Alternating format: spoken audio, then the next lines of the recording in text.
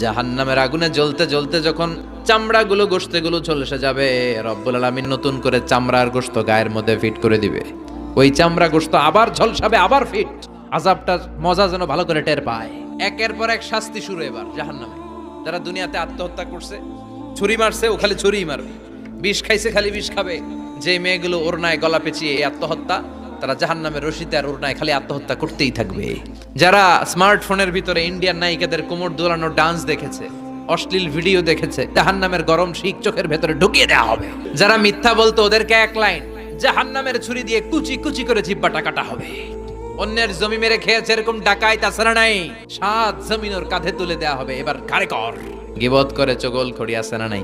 তাদেরকে আল্লাহ জাহান্নামের তামা দিয়ে নখ বানায় দিবে, আগুন ঝরবে ওটা থেকে। নিজেরা নিজের গালের গোশত আর বুকের গোশত টেনে কুড়ে কুড়ে খাবে। ওদের ব্যথার চিৎকারে পুরো জাহান্নামটা থারথার করে কাঁপবে। যারা যাকাত দেয় নাই,